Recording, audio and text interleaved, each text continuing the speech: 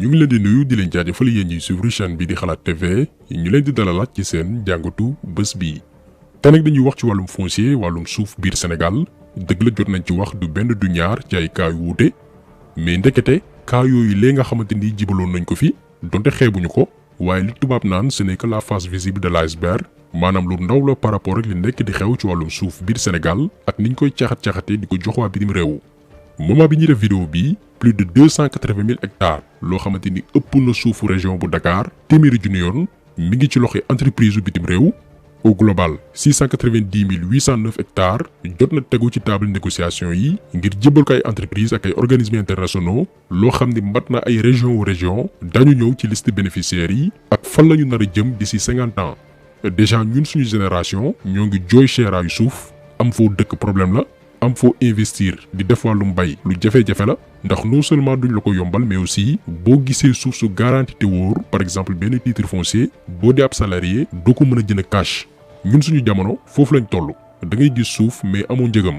mais ñi nga xam ne ñoo ñëw après beneen génération bi bu ñu mayul ñoom duñu sax teg bët suuf ba naan dañuy waxaale. ndax lan actuellement ay milliers d'hectares ñoo ngi koy jébal ay étranger te li ci gën a garaaw mooy la plupart ay titres fonciers la leen di jébal suuf soo xamante ni ñoo koy moom di ko doonante ak seen njaboot te dëkkuñ fi.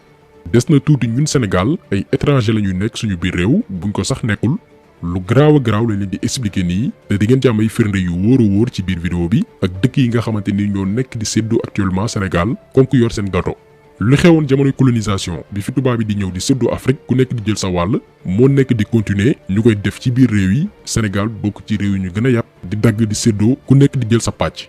ñu ciy jaajëfal ku ñuy woowee Abdoul Diédhiou parce que moom moo lancé alerte bi à travers réseau social bi di LinkedIn def ci benn contribution bu mucc ayib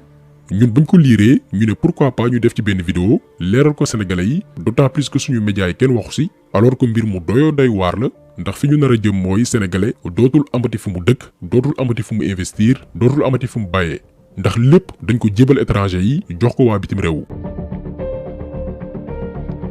fi ñu koy tàmbalee mooy yan dëkk la Sénégal di jébal suufam balaa ñuy ñëw ci entreprise yi nga xamante ni ñoo koy exploité buñ koy xaymaa tollu nañ ci 16 pays fukki réew ak juróom-benn mais 14 maanaam fukk ak ñeenti réew la ñu xam exactement ñaata suuf lañ leen attribué biir Sénégal suuf soo xamante ni buñ ko boolee tollu na ci 287 874 hectares 287 874 hectares mbat na Dakar di capitalu Sénégal fukki yoon ak ñaar ñii bàyyi lañ am ñeneen titre foncier. bu ñu xoolee nag dëkk yooyu noonu maanaam étranger yi ñu jébal suñuy suuf yaakaar naa sax warul bett kenn France moo jël raw gàddu gi ndax jébal nañ leen fukki suuf ak ñeent buñ ko boolee muy 147 993 hectares français yi occupé nañ ko ci suuf Sénégal. Roumanie moo ci topp am 100 000 hectares réewum Inde jébal nañ leen juróomi suuf yu bokkul boo ko boolee muy 69 000 hectares. Norvège daal di ñëw ñoom 30 000 hectares lañ leen attribué. Italie jox nañ leen ci juróom-ñaari endroit yu bokkul 27 996 hectares. Arabie Saoudite 20 250 hectares lañ leen attribué. Cameroun jot na wàllam moom itam ak 11 000 hectares. Nigéria moo ci topp ak 8 000 hectares. Belgique ci ñaari endroit yu wute jot nañ 5 500 hectares. waa Hollande jox nañ leen ñaari suuf boo ko boolee muy 4 000 hectares. réewu Libye topp ci ak 3 150 hectares. Liban également attribué nañ leen ñaari suuf mu toll ci 1100 hectares. Royaume-Uni maanaam ñoom Angleterre Irlande du Nord Écosse Pays de Galles ñoom aussi jébal nañ leen 730 hectares ci ñaari endroit yu bokkul. Allemagne dooru ñëw ak 550 hectares yoo xamante ni ñoom itam ci ñaari endroit yu wuute lañ leen ko attribué. mu des nag Chine ak Maroc di réew yoo xamante ni jox nañ leen ay hectares ci ñetti dëkk Sénégal yu bokkul mais préciser wuñ surface yi ci ñaata la toll. léegi nag ñu taxaw ci yan zone la étranger yi gën a ciblé ba tey ci rapport bi nee nañ suuf si gën a baax ci Fuuta la ñuy xëccoo zone boobu précisément fi nga xam ne mooy Njaayel ñu ngi ciy préparé benn vidéo spéciale ndax ay groupe homme d'affaires ay étranger ñoo nekk di ko paasante seen biir di séddoo suuf si di ko jaayante seen biir lu toll ci 20 000 hectares depuis 2012. récemment jot nañu ay information que Franck Timis lañ ko mujjee jaay waa ji gannaaw ba mu sàccee suñu pétrole moom ak Aliou Sall léegi mi ngi ci zone Fuuta bi ngir nangu suuf ay baykat ak ay sàmmkat. scandale bu mag moo nekk di xew ci zone Fuuta bi ñu ngi ciy préparé benn vidéo spéciale Sénégal ci banditisme bu garaaw a garaaw lañ ko yoree te zone Fuuta bi la ñu gën a yàpp parce que suuf si dafa baax mais aussi ci zone Niayes bi Dakar Thiès dem Louga ba Saint-Louis waaye tamit yenn zone ci Casamance zone yooyu noonu la étranger yi gën a soxla ndax généralement loo fa bay mu nangu mais aussi li fa nekk ci ressource dafa bari lool. ba tey ci rapport bi ñi ngi xam ne ni zone yi ñuy woowe delta maanaam dëkk yi nga xam ne dañoo jege ndox booy xool la majorité étranger yi ñoo ko occupé ñoo ci teg loxo. mais beneen cas bi gën a yéeme mooy benn tubaab bu ñu naan François Huard moom 20 000 hectares lañ ko jox Kédougou ngir muy rëbb topp rab àll yi di tiire. maanaam waa ji dem na ba toog benn moment mu jógee dëkkam ñëw installé wu Sénégal comme que rëbb mooy passion am ñu jox ko àll bu ne yàmbalang 20 000 hectares mu nekk di fo loo xam ne xalaatu ko am réewam lii moo nekk di xew actuellement Sénégal. buñ ci noppee nag ñu ñëw ci quelques projets mënuñ lim lépp mais dëgtal leen yenn ci ay projets yi nga xamante nii yenn dëkk ak entreprises étrangères yi ñu ngi koy amal Sénégal ak ñaata hectares lañ ci soxla. gouvernement wu Arabie Saoudite ñoom nee nañ soxla nañ 116 435 hectares jox nañ leen déjà 20 250 hectares ngir nee nañ wàllum culture vivrière maanaam bay lu doomi aadama mën a dundee. ba tey Arabie Saoudite seen benn société bu ñu naan Fonas International Investment Company soxla nañ aussi 100 000 hectares.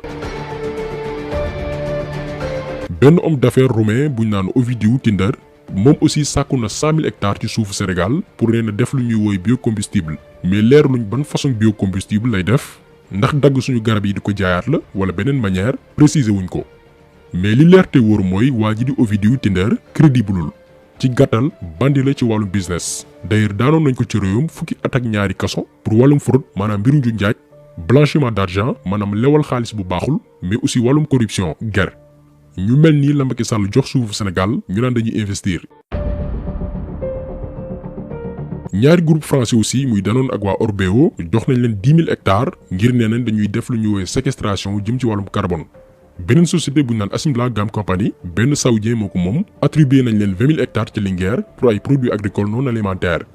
mais li grave ci société bii mooy boo demee Jolof lu bëree bëri ci suuf sa lañ yàq ak seeni produits ba sàmmkat yi ak baykat yi mënatuñ bénéficier wu ci seen suuf. lii benn conséquence su suuf yi ñuy jox étranger yi la mooy li leen doon wax ci njëlbeenu vidéo bi daañu toll benn période boo xamante nii ñun ay étranger la ñu nekk suñu biir réew parce que da ngay nekk di bay di sàmm wala dëkk ak say njaboot wala ngeen doon village yu lëmm am ñu jugee bitim réew ñëw nangu seeni suuf xañ leen seen dëkkuwaay xañ leen seen activité xañ leen mbay xañ leen sàmm. lii ngeen di gis lépp mooy hectares yi ñu jébal waa bitim réew ci suufu Sénégal lépp boo ko boolee dafay toll ci 690 809 hectares mi ngi mel ni nga boole Dakar ak Thiès. lu ko ëpp nag la étranger yi occupé ci suufu Sénégal te amul tànki ginnaaw tànki kanam la am daañu leen attribué waat ay hectares yu baree bari ci 2021 bii ak at yi ci topp. donc lii moo nekk di xew actuellement Sénégal te conséquences yi nar a nekk lu doy waar te li ñu métti mooy lii ñuy defal waa bitim réew di ko defal seeni homme d'affaires di leen yombal suñu suuf buñ ko yombaloon sénégalais yi lu baree bari dina saafarawu suñu réew lu baree bari daañ ko trouver comme solution ci wàllum chômage. dañ leen di rek jox benn exemple boo jëlee région bu ci nekk Sénégal nga demander jeunes yi ñu formé wu en groupe ba noppi ñu tàggat leen bu leen tàggatee ba pare moo xam ci wàllum mbay moo xam ci wàllum investissement immobilier ak lépp lu mën a promouvoir suuf ba noppi jox leen ay hectares mais hectares yooyu noonu buñ ko joxee jeunes yi ñu créer seeni société mais bépp banque buñ ko mën a proposer ak projet yi nga xamante ni tëgg nañ ko daañu leen lebal au minimum 1 milliard te xaalis boobu noonu dinañ ci mën a jënd ay équipement yu leen di permettre ñuy bay année bi yëpp. pas seulement ci nawet bi mais année bi yëpp dañu nekk di bay di produire di jaay ñi nga xamante ni wàllum immobilier moo leen intéressé wàllum dëkkuwaay ñooñu dañ leen di dooleel former leen ñoom itam ñuy créer ay cité di ko promouvoir di ci am xaalis état tegal leen ay conditions ñuy yombal terrain yi kër yi sénégalais lambda yi ñi nga xamante ni amuñ doole ñi wàllum aviculture wala pisciculture ak yu ñu mel intéressé ñu yombal leen suuf si ñuy investir xaalisu DER bi nga xamante ni ñu ngi koy tudd depuis des années ñu jël lépp dugal ko ci projet yooyu noonu ñiy def wàllum transformation ñu financer leen sans compter ñi yëngu ci wàllum artisanat mais ci diir bu gàtt a gàtt ay jeunes yu am 20 ans ngay gis ñu nekk millionnaire wala ay milliardaire fii ci Sénégal